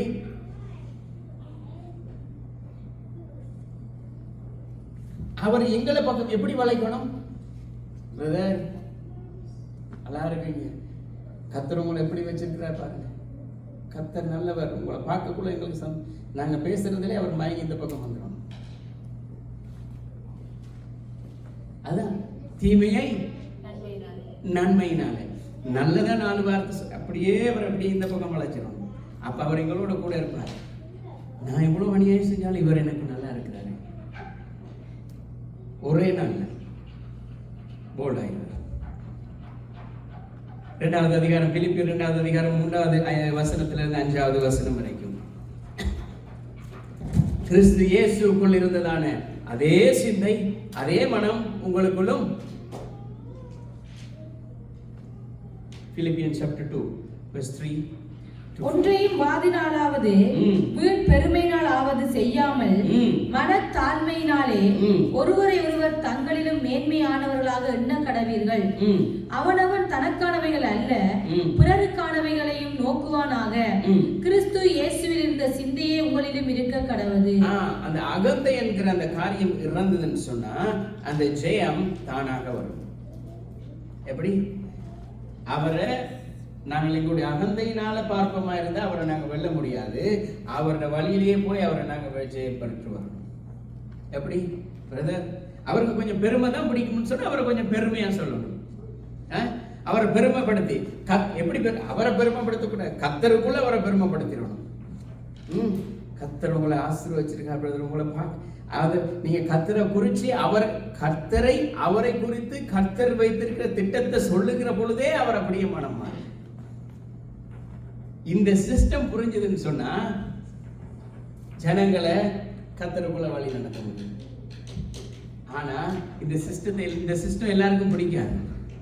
ஏன் தெரியுமா? இவரை பெருமைப்படுத்தி பேசினா அவருக்கு பிடிக்காது. ஏன்னா அவருக்கு முன்னால இவரை பெருமையா பேசிட்டீங்கன்னா அவர் அடுத்த நாள் போயிடுவார். அந்த சிஸ்டத்தை எப்படி கையாளணும்னு சொல்லி தெரியாதனாலதான் இன்னைக்கு பிரச்சனை. அப்ப இவரையும் சந்தோஷப்படுத்தணும், அவரையும் சந்தோஷப்படுத்தணும். ஒரே நேரத்தில் எப்படி ரெண்டு பேருக்கும் ஒரே விதமா சொல்லிடும். கர்த்தர் நல்லவர்,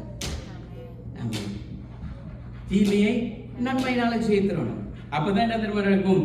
ஆனா தீமைக்கு தீமையாகவே இவர் கோவிச்சு கொள்வார். இவரோட பேசுறோம்னு சொன்ன என்ன தெரியுமா நடக்கும்? ஒன்று எங்களுக்கு இவருக்கு உள்ள பிரச்சனை துண்டாயிடும், அவருடைய மனம் புண்பற்றும், எங்களுடைய இருதயம் கடினப்பட்டுரும். என்ன இவருக்கு எவ்வளவு நல்லது செய்தாலும் இப்படிதான் இருக்கு. ஆனா அந்த தீமைக்கு தீமை இல்லாம ஓகே பிரதர் கர்த்தர் எல்லாம் பார்த்துக்கொள்வார் வாங்க அதே சொல்ல அப்படியே வரும். தேவன் எங்களை எதிர்வினை செய்கிறதுக்கு அழைக்காமல் எதுக்காக அழைக்கப்பட்டிருக்கிறாராம்? அழைத்திருக்கிறார் ஜெயிக்கிறதுக்காக. போர்க்களத்தில் நிற்கிறோம், போராடுகிறோம். அந்த போராட்டத்தை எதிரிய எங்களுடைய பக்கத்துல வர வைக்கவும் முடியும், அந்த எதிரியை இல்லாமல் அழிக்கவும் முடியும். ஆனால் தேவன் சொல்லுகிறார், நான் உன்னோட இருக்கிறேன், நான் அதை பார்த்துக் கொள்கிறேன். உன்னுடைய வேலை என்ன தெரியுமா? அவருக்காக உபவாசோட ஜெபி. என்னைக்கு இருந்தாலும் ஒரு நாள் மனம் திரும்பி வருவார். ஏன்னா யுத்தம் என்னுடையது. அவன் உனக்கு எதிராக செயல்படுறான், எனக்கு தெரியும். உன்னை தொடுகிறவன் என்னுடைய கண்ணின் மணியை தொடுகிறான். உன்னல்ல என்னத்தான் தொடுறான், நான் அதை பார்த்துக் கொள்றேன். நீ என்ன தெரியுமா செய்? உபவாசம் இருந்து அவனுக்கு ஆட்சேபி.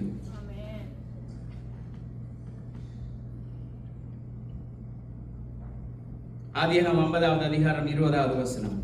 Genesis chapter 50 verse 20. சத்ரு என்ன தெரியுமா நினைச்சான்? தீமை செய்ய நினைச்சான், தீங்கு செய்ய நினைச்சான். ஆனா தேவன் என்ன தெரியுமா செய்தார்? அந்த தீங்கையும் நன்மையாக மாற்றினார். நீங்கள் எனக்கு தீமை செய்ய நினைத்தீர்கள். போனக்கிழமை பார்த்தோம், நீங்கள் எனக்கு தீமை செய்ய பார்த்தீர்கள். தேவனோ இப்பொழுது நடந்து வருகிறபடியே, இப்ப நீங்க பார்த்து கொண்டிருக்கிறீங்களே, நீங்கள் எல்லாரும் என்னிடத்துல வந்து நான் யாருன்னு கூட தெரியாதபடி என்னட்ட வந்து கையேந்தி நிக்கிறீங்களே. இப்ப நடந்து வந்து கொண்டிருக்குதே சம்பவம். வெகு ஜனங்களை உயிரோட காக்கும்படிக்கு அதை நன்மையாக முடிய பண்ணினார். அவர் அதை நன்மையா முடிய பண்ணினார். நீங்க எனக்கு தீமை நினைத்தீங்க, ஆனா குடும்பமே எங்களுக்கு வேதம் என்ன தெரியுமா சொல்லுது?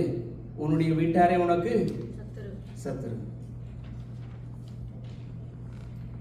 எதுக்கு தெரியுமா சத்துரு? நாங்க நல்லா இருந்தா பிடிக்காது, நாங்கள் ஆசீர்வாதமா இருந்தா பிடிக்காது, நாங்க நல்லதா ஏதாவது ஒரு காரியம் செஞ்சுட்டா பிடிக்காது. ஏன் தெரியுமா? அதுக்காக அவங்க சத்துருவில் வேதம் சொல்றது என்ன தெரியுமா?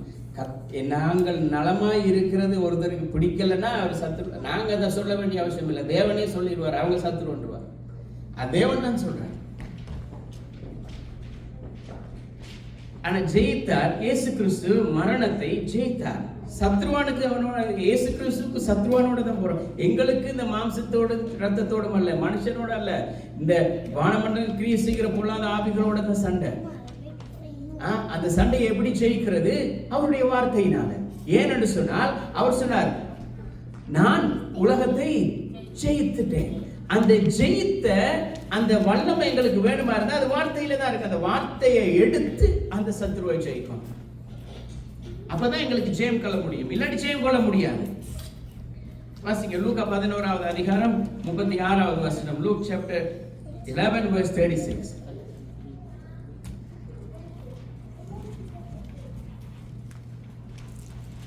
எப்பயுமே ஒரு போர்க்களத்துக்கு போயிருந்தார் தானியேல். தன்னுடைய அறைக்குள்ள போய் கதவை போட்டுச்சான். இருட்டுக்குள்ள இருந்து ஜெபிக்கல. எப்படி? உள்ள இருட்டுக்குள்ள இருந்து ஜெபிக்கல. அவன் பலகணிகள் ஜன்னெல்லாம் திறந்துட்டான். பலகணிகள் வழியா ஜெபிக்கிறது 10 பேரை தொடட்டும், 4 பேரை தொடட்டும். வாசிக்கலாம். உன் சரீரம் ஒரு புறத்திலும் இருளடைந்திராமல் முழுவதும் வெளிச்சமாய் இருந்தால் ஒரு விளக்கு தன் பிரகாசத்தினாலே உனக்கு வெளிச்சம் கொடுக்கிறது போல உன் சரீரம் முழுவதும் வெளிச்சமாய் இருக்கும் என்றார். உன்னுடைய இருதயத்துல நீ பின்பக்கம் இப்ப விளக்க கொளுத்திட்டோம். எங்களுடைய இருதயத்துல இப்ப விளக்கு எரிஞ்சிட்டு இருக்குது. ஆனா விளக்கு எந்த பக்கம் தெரியுமா? இது பின்பக்கம் எரியுது. முன்பக்கம் என்ன தெரியுமா? மறைச்சிட்டு நிக்குது. அப்ப எப்படி இந்த சரீரம் முன்னால நிக்கிற ஆளுக்கு தெரியாது நாங்க வெளிச்சமா பிரகாசிக்கிறோம்னு சொல்றது. ஆனா இப்ப விளக்கு தண்டை உயர்த்தி விட இது முழு இருதயமும் பிரகாசிக்குது. இந்த இருதயத்துடைய பிரகாசம் என்ன தெரியுமா செய்து? முழு சரீரத்தையும் பிரகாசிக்குது. இப்ப முழு சரீரத்தையும் பிரகாசிக்கிற பொழுது பக்கத்து வீட்டுக்காரர், சுற்றி இருக்கிறவர், அங்க இருக்கிறவர், இங்க இருக்கிறவர் எல்லாருக்கும் தெரியும். அவர் என்ன சொல்றார்? சர்ச்சுக்கு போறாங்க, அதனாலதான் அவங்க வித்தியாசமா இருக்கிறாங்க. நாங்களும் எத்தனையோ பேரை பார்த்துட்டோம். ஆனா இவங்க மட்டும் வித்தியாசமா இருக்கிறாங்க. எப்படி வித்தியாசமா இருக்கிறாங்க? அந்த ஒளி பிரகாசிக்குது. ஆனா இப்படி இருக்கு, யோசிச்சு பாருங்க. ஒரே குடும்பத்துல 2 ஒளி இருக்குது, 2ம் ஒரே ஒளி தான். ஆனா இந்த ஒளி வேற மாதிரி பிரகாசிக்குது, இந்த ஒளி வேற மாதிரி பிரகாசிக்குது. இந்த ஒளி பிரகாசிக்கிறது முழு பேருக்கும் தெரியுது. இந்த ஒளி பிரகாசிக்கிறது நான் பிரகாசிக்கிறேன் சொல்லி தான் தெரியுது. சிலர் அப்படி இருக்கிறாங்க. நான் நல்லவன் நான் நல்லவன் நல்லவன் நல்லவன் சொல்லி தான் பிரகாசிக்கிறான். ஆனா சிலர் நல்லவன் சொல்ல வேண்டிய அவசியம் இல்லை. ஏன் தெரியுமா? அவனை பார்த்தாலே தெரியும். கர்த்தர் எங்களுக்குள்ள இருக்கிறார், அவர் கிரியை செய்கிறார் என்றதை நாங்க 10 பேருக்கு சொல்ல வேண்டிய அவசியம் இல்லை. எங்களை பார்க்கும் பொழுதே தெரியும். சிலர் எப்படின்னு சொன்னா நல்லது செய்வாங்க. இன்றைக்கு அநேக மனுஷர்கள் ஊழியக்காரரும் கூட எப்படி தெரியுமா? ஒரு உதவி செய்வாங்க, நல்லது செய்வாங்க, செய்துட்டு 10 பேர் பிரதர் அவருடைய எண்ணம் என்ன தெரியுமா? கர்த்தர் அவருக்கு நான் உதவி செஞ்சேன், அவர் இன்னைக்கு நல்லா இருக்கிறார், அதுதான் சொல்ல வரார். ஆனா அவருடைய அதுல அவருக்கு ஒரு பெருமை எப்படி தெரியுமா? நான் தான் அவருக்கு வீடு வாங்கி கொடுத்தேன், நான் தான் அவருக்கு கார் வாங்கி கொடுத்தேன். எது? கார் வாங்குறதுக்கு டவுன் பேமெண்ட், வீடு வாங்குறதுக்கு டவுன் பேமெண்ட் அவர் தான் போட்டார். ஆனா அதை 10 பேருக்கு சொல்லி முழு வீடுமே அவர் தான் வாங்கி கொடுத்தார். இப்ப வீடு யாருக்கு சொந்தம்? வாங்கினவருக்கு இல்லை, வாங்கி கொடுத்தவருக்கு தான் சொந்தம். ஏன்னா அப்படித்தான் ஒரு எல்லாரும் சொல்லி வச்சிருக்காங்க. சொல்ல வேண்டிய அவசியம் இல்லை. ஏன் தெரியுமா? இவர் சொல்ல வேண்டிய அவசியம் இல்லை. அந்த வீடு வாங்கினாரே, அந்த வீடு வாங்கினவரே வாங்கி கொடுத்தவரை பத்தி 10 பேருக்கு சொல்லுவார். அப்பதான் அங்க வெளிச்சம் பிரகாசம். ஆனா நாங்க அதை விட அவசரம். ஐயோ அவர் சொல்லும் போது நான் எப்படி நான் சொல்லிடணும், எல்லாருக்கும் தெரியணும் நான் தான் வாங்கி கொடுத்ததுன்னு சொல்லி. தேவனுடைய ராஜ்யத்தை அப்படி கட்ட முடியாது. தேவனுடைய ராஜ்யத்துல ஜெயம் பெறணுமா இருந்தா நாங்க ஜெயிக்கிறோம் என்கிறத சொல்லி மற்றவர்கள் தெரிய வேண்டிய அவசியம் இல்லை. மற்றவர்களாக தெரிந்து கொண்டு மற்றவர்களுக்கு சொல்லணும். இங்கே இவர்கள் ஜெயம் கொள்ளுகிறார்கள், நாங்க தோல்வி கொள்ளுகிறோம் அப்படின்னு சொல்லி. எங்களுடைய நோக்கம், எங்களுடைய பர்பஸ், எங்களுடைய சிந்தனை ஒரே சிந்தனையா இருக்கணும். என்ன தெரியுமா? முன்னேறி சுவிசேஷத்தை சொல்லி ஜனங்களை தேவனுடைய வெற்றியின் பக்கமா இழுக்கிறவர்களை, வெற்றி பெறுகிற பக்கத்துக்கு ஜனங்களை இழுக்கணும். தோல்வி அடைகிற பக்கத்துக்கு அல்ல. யார் ஜெயம் கொள்கிறார்களோ அந்த பக்கம் ஜனங்களை. அதான் இயேசு கிறிஸ்து சொன்னார், நீங்கள் உலகெங்கும் புறப்பட்டு போய் சகல ஜாதிகளுக்கும் இந்த சுவிசேஷத்தை பிரசங்கித்து அவர்களை பிதா குமாரன் பரிசுத்த ஆவியின் நாமத்தினாலே ஞானஸ்நானம் கொடுத்து எனக்கு சீசராக்கு.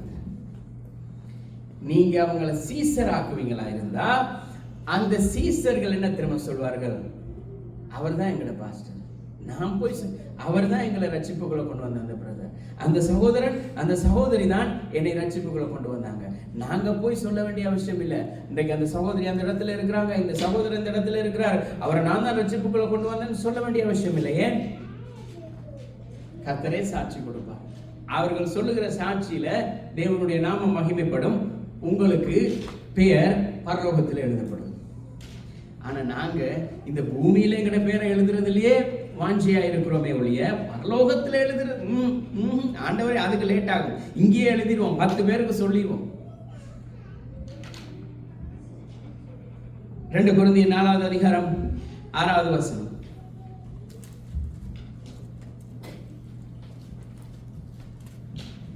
ஒரு பகுதியை ஒப்பு கொடுத்தா, ஒரு பகுதியை மட்டும் வெளிச்சமா இருந்தா, ஒரு பகுதி மட்டும் ஒப்பு கொடுத்தா ஒரு பகுதி தான் வெளிச்சமா இருக்கும். முழுவதுமா ஒப்பு கொடுத்தா முழுவதுமா பிரகாசிக்கும். 2 கொரிந்தியர் chapter 4:6. இருளில் இருந்து வெளிச்சத்தை பிரகாசிக்க சொன்ன தேவன் இயேசு கிறிஸ்துவின் முகத்தில் உள்ள தமது மகிமையின் அறிவாகிய ஒளியை தோன்ற பண்ணும் பொருட்டாக. இதை பாருங்க, எப்படி பவுல் பாருங்க, எப்படியெல்லாம் அவருக்கு அறிவு வந்திருக்கு பாருங்க. தேவனுடைய மகிமையை இயேசு கிறிஸ்து எப்படி வாசிங்க? அறிவாகிய தேவன் இயேசு கிறிஸ்துவின் முகத்தில் உள்ள தமது மகிமையின் அறிவாகிய ஒளியை, அவருடைய முகத்தில் உள்ள அறிவாகிய ஒளிவை. அப்படியா இருந்தா அவருடைய முகத்தில் என்ன இருக்குதா?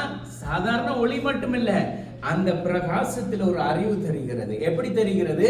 அந்த அறிவு எங்களை நன்மையாக வழியிலே நடத்துகிறது. இயேசு கிறிஸ்துவின் முகத்தில் உள்ள தமது மகிமையின் அறிவாகிய ஒளியை தோன்ற பண்ணும் பொருட்டாக எங்கள் இருதயங்களிலே பிரகாசித்தார். இன்றைக்கு இந்த உலகம் திறமையான விசுவாசிகளுக்காக காத்திருக்கல. தாக்குறதுக்கு யாரை நோக்கி திரும்ப காத்திருக்குது? யாரை நோக்கி காத்திருக்கு? நல்ல திறமையான, நல்ல வாஞ்சியான, நல்ல டேலண்டான இல்ல, அப்படிப்பட்ட ஊழியர்களோ அப்படிப்பட்ட விசுவாச பிள்ளைகளோ தேவனுடைய ஜனங்களோ இந்த உலகத்துக்கு தேவையில்லை. இந்த உலகத்துக்கு யாரு தெரியுமா தேவை? எந்த விசுவாசி பிரகாசிக்கிறாரோ, எந்த தேவனுடைய பிள்ளை பிரகாசிக்குதோ அவர் தான் டாக்டர். ஏன் தெரியுமா? வாயினால வடை சுடுறவரை இந்த உலகம் கண்டுகொள்ளவே கண்டுகொள்ளாது. ஆனா இங்க வடை டேஸ்டா இருக்குன்னு இங்க வராங்க பாருங்க, அந்த கடைக்கு தான் கல்லடி வரும். ஏன்? அங்கதான் பிரச்சனை இருக்குது. ஏன்னா அங்க போறவங்க எல்லாம் அங்கேயே போயிருவாங்க. ஆனா இந்த கடையில வியாபாரம் இல்லாம போயிடும். ஏன்? எல்லாரும் இங்க வராங்க. இவர் ஒன்றும் சொல்லல, என்ன கடையில வடை நல்லா இருக்குன்னு யாரும் சொல்லல. ஆனா எல்லாரும் இங்க தேடி தேடி வராங்க. ஏன் வராங்க? அந்த ஒளி வீசுது, இங்க நல்லா இருக்கிறதுன்ற அந்த சுகம் எல்லா இடத்துக்கும் போகுது. ஆனா மனுஷன் என்ன தெரியுமா நினைக்கிறான்? இல்ல, இந்த உலகத்துக்கு முன்பதாக நாங்கள் திறமையானவர்கள், விசுவாசிகள், நாங்கள் ஆலயத்துக்கு போகிறோம், அப்படி ஒரு வெளி பிம்பத்தை காட்டுறதுனால இன்றைக்கு சிலரை பார்த்தீங்கன்னு சொன்னா சிலருக்கு பிரச்சனை ஒண்ணுமே வராது. குடும்பத்திலையும் பிரச்சனை வராது, சபையிலையும் பிரச்சனை வராது, சமூகத்துக்குள்ளேயும் பிரச்சனை வராது. ஏன் தெரியுமா? ஆனா அவர்களும் கிறிஸ்தவர்களா இருப்பாங்க. காரணம் என்ன தெரியுமா? அங்க பிரச்சனை பண்றதுக்கு ஒன்றுமே இல்லை. ஏன்னா அவர்களுக்கும் உலகத்துக்கும் வேற பிரச்சனை ஒன்றாதான் இருக்கிறாங்க. பேர் கிறிஸ்தவர்கள், ஆனா உலகத்தோட ஒத்திசைவா இருக்கிறாங்க. ஆனா நீங்க அந்த இடத்துல 10 பேர் இருக்கிறாங்க இந்த உலகத்தோட ஒத்த வேஷம் போட்டுக்கொண்டு. ஆனா அந்த இடத்துல இருக்கிற உங்கள் ஒரு ஆளுக்கு விடும் கண்ணாடி. ஏன் தெரியுமா? வெளிச்சம் பிரகாசிக்குது.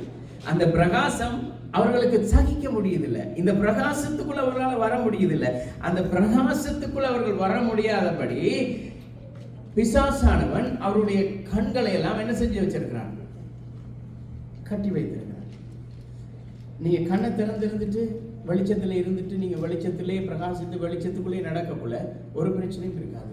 நல்ல கண்ணை இறுக்கி மூடிட்டு திடீர்னு வெளிச்சத்துல போய் கண்ணை திறங்க, உங்களால் திறக்க முடியாது, திரும்ப மூடிக்கொள்ளும். ஏன் தெரியுமா? பார்க்க முடியாது. அதே சேம் சினாரியோ என்ன நடக்கும்? நாங்கள் இந்த உலகத்துல தேவனுடைய பிரகாசத்துல வாழ்ந்து கொண்டிருக்கும் பொழுது, அந்த பிரகாசத்திலேயே நடக்கிற பொழுது எங்களுக்கு ஒண்ணுமே இருக்காது. ஆனா அந்த பிரகாசத்துல இல்லாமல் இருள்ல இருந்து வருகிறவனுக்கு எங்களை பார்க்கவே முடியாது. திரும்ப கண்ண மூடிடுவான். ஐயோ முடியாது, இவனோட பிரச்சனை பண்ணுவாங்க, தடை பண்ணுவாங்க. ஆனா எது வந்தா என்ன? எங்களுடைய ஐக்கியத்தை தாக்க யாருக்கும் முடியாது. எந்த ஐக்கியத்தை? நாங்கள் தேவன் மேல் வைத்திருக்கிற அந்த ஐக்கியத்தை எதுவுமே தாக்க முடியாத சொன்னேன். தேவனுடைய கிறிஸ்துவனுடைய அன்பை விட்டு என்னை யாராலும் பிரிக்க முடியாது. ஏனென்றா நான் அங்க வைத்திருக்கிற அன்பு, அங்க என்னுடைய அன்புக்கு, அவருடைய அன்புக்கு நான் அடிமையாகிட்டேன். என்னுடைய அன்பை பார்த்து அவர் மயங்கிட்டார். இப்ப என்ன தெரியுமா செய்வார்? எனக்காக அவர் எதையும் செய்வார். அதனாலதான் அந்த வசனம் சொல்லுது, கர்த்தர் எனக்காக யாவையும். ஏன்னா நான் அவர் மேல் வைத்த அந்த அன்புல அவர் மயங்கிட்டார். எனக்காக எதையும் செய்வார். எப்படிப்பட்ட மலையையும் பேர்த்து கொண்டாந்து எனக்கு முன்னால வைப்பார். எப்படிப்பட்ட முடியாத காரியத்தையும் எனக்கு முன்னால சாதிக்கும்படியாக கொண்டு வந்து வைப்பார். காரணம் என்று சொன்னால், நாங்கள் அவர் மேல் வைத்த அந்த அன்பு. அவர் அப்படியே, அவர் இனிமையானவர், அவர் மதுரமானவர். எங்களுடைய அன்புக்கு அவர் ஏங்குகிறவர். எங்களுக்காக அவர் ஏங்கிக் கொண்டிருக்கிறார். நாங்கள் அவரிடத்தில் அன்பு செலுத்துகிறதுக்காக அவர் ஏங்கிக் கொண்டிருக்கிறார். அவர் ஒரே ஒரு காரியத்துக்காக தான் இங்க அவர் எங்களை எதிர்பார்க்கிறார். எங்களிடத்துல அவர் எதையுமே கேட்கல. அவர் கேட்கிறார், உன்னுடைய இருதயத்தை மட்டும் எனக்கு தான்.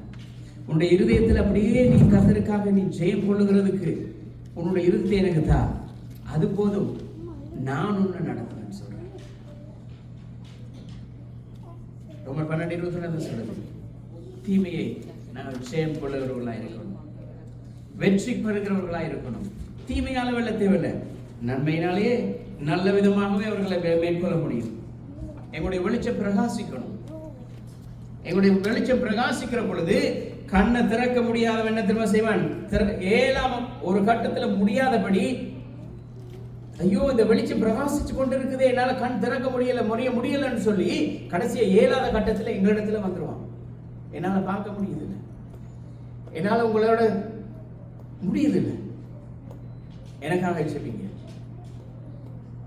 விசுவாசம் உள்ள ஜெபம் இனியாலேயே ரட்சிக்கும். ஏன்னா நாங்கள் அந்த வெளிச்சத்துல நடக்கிறோம். அந்த வெளிச்சத்துல நடக்கிற பொழுது யாரும் எங்களை மேற்கொள்ள முடியாது. நாங்கள் இந்த உலகத்தை மேற்கொள்ளுகிறவர்களாக இருக்கிறோம். அதுதான் வேதம் சொல்லுகிறது. ஆமென்.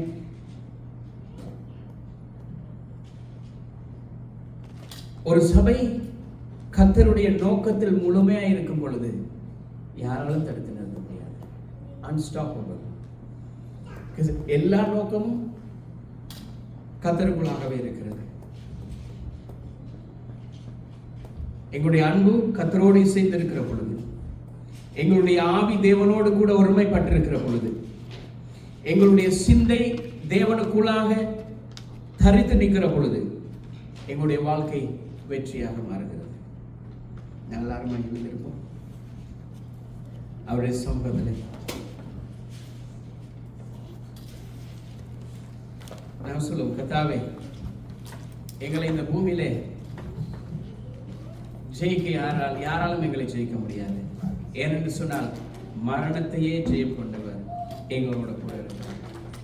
சும்மா ஒரு ஓட்டப்பந்தயத்தில் ஜெயித்தவர் அல்ல, சும்மா ஒரு போட்டியில ஜெயித்தவர் அல்ல, படிப்புல ஜெயித்தவர் அல்ல, பதவியில ஜெயித்தவர் அல்ல. அவர் மரணத்தையே ஜெயித்து இன்றும் உயிரோடு இருக்கிறார். அவர் எங்களோடு இருக்கும் பொழுது எங்களுக்கு எதிராக யார் நிற்க முடியும்?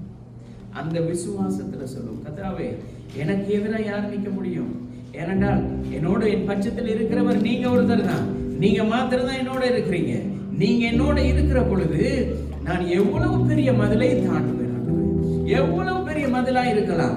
அது தாண்ட முடியாத மதிலா இருந்தாலும் அதை தாண்டுகிறதுக்கு நீர் எனக்கு மான் கால்களை போலான கால்களை தந்திருக்கிறேன். எப்படி மான் எப்படி தெரியுமா? எவ்வளவு உயரமா இருந்தாலும் தாண்டி பாஞ்சு ஓடும். அப்படிப்பட்ட மான் கால்களை, ஏன்னா எனக்கு தண்ணீர் தேவை. தேவனை நோக்கி காத்திருக்கிற பொழுது மான்கால்களை போல கால்களை தந்திருக்கிறார். அந்த தண்ணீரை நோக்கி ஓடுகிற பொழுது அங்க இளைப்பாறுதல் அடைகிறோம்.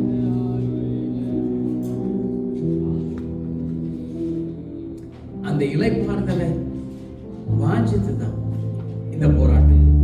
எப்படி இந்த போட்டியில் ஒரு மனுஷன் ஒரு போர்க்களத்தில் இருக்கிறான்.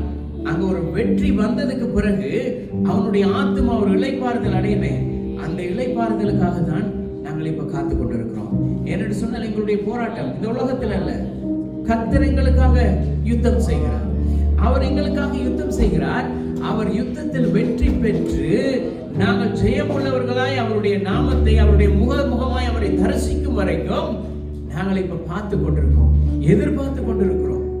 அந்த வெற்றியை சுதந்திரித்துக் கொள்ளுகிறதுக்காக, அந்த வெற்றியை சுதந்திரித்துக் கொள்ளுகிறதுக்காக நிற்கிற எங்களுடைய வாழ்க்கையிலே ஒவ்வொரு நாளும் வருகிற போராட்டங்கள், பிரச்சனைகள், சோதனைகள், கண்ணிகள் எல்லாவற்றிலும் இருந்து கர்த்தர் எங்களை விடுதலையாக்குவார். அவர் சொல்றார், உன்னுடைய இருதயத்தை மட்டும் எனக்கு தான். அங்க வந்து நான் வாசம் பண்ணுகிறேன்.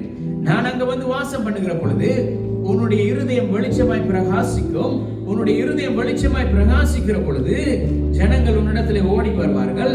ஓடி வருகிற பொழுது அநேகர் காண்பார்கள். இப்ப எங்களுடைய வாழ்க்கை வெற்றியுள்ள வாழ்க்கையாய் மாறுகிறது. கர்த்தாவே, இயேசுவின் நாமத்தினால் உடைய சமூகத்திலே வருகிறோம். கர்த்தாவே, உடைய வசனம் சொல்லுகிறது, நீர் எங்களை திக்கிட்டவர்களாய் விடு. கர்த்தாவே, நீர் எங்களுக்கு துணை நிற்கிற பொழுது கர்த்தர் என் வெளிச்சமும் என் மீட்பெருமானவர். நாங்கள் யாருக்கு பயப்படுவோம்? ஆண்டவரே, நாங்கள் யாருக்கும் பயப்பட வேண்டிய அவசியம் இல்லை. கர்த்தராகிய இயேசு கிறிஸ்து மரணத்தை ஜெயித்தவர், சாவை வெறுகிறவர் எங்களோடு இருக்கிறார்.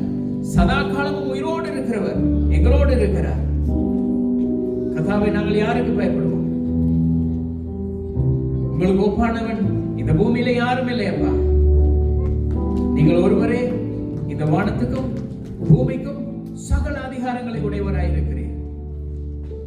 கர்த்தாவே, ஜெயம் பெற்ற ஜெய கிறிஸ்துவினாலே இந்த பூமியிலே ஜெயம் பெற்றவர்களாய் வாழ நீர் எங்களுக்கு கிருபை செய்வீராக. கர்த்தாவே, வந்திருக்கிற ஒவ்வொரு பிள்ளைகளையும் இயேசு கிறிஸ்துவின் நாமத்தினாலே ஆசீர்வதிக்கிறோம். ஒவ்வொரு பிள்ளைகளையும் உம்முடைய கிருபை உள்ள கரம் மூடிக்கொள்வதாக, அவருடைய தேவைகள் சந்திக்கப்படுவதாக.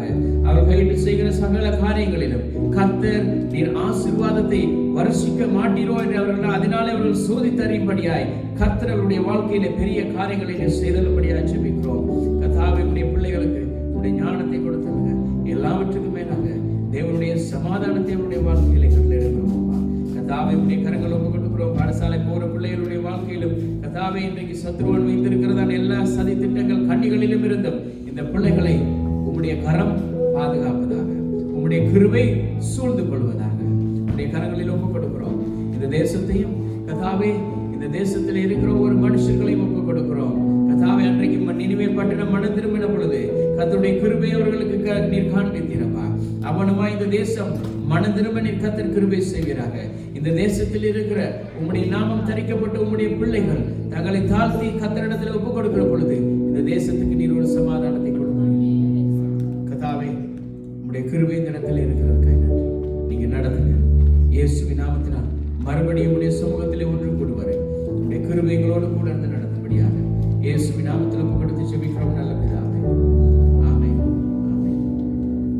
எல்லாரும் சேர்ந்து சொல்லுவோம். என் ஆத்துமாவே கர்த்தரையே ஸ்தோத்திரி, என் முழு உள்ளமே பரிசுத்த நாமத்தையே ஸ்தோத்திரி. என் ஆத்துமாவே கர்த்தரையே ஸ்தோத்திரி, அவர் செய்யும் சகல உபகாரங்களை மறவாதே. நம்முடைய கர்த்தராகிய இயேசு கிறிஸ்துவினுடைய கிருபையும் தேவனுடைய அன்பும் பரிசுத்த ஆவியானவருடைய அந்யோன்ய ஐக்கியமும் எங்கள் அனைவரோடும் கூட இருந்து நடத்துவதாக. ஆமென். கர்த்தர் ஒவ்வொருவரையும் ஆசீர்வதிப்பார்.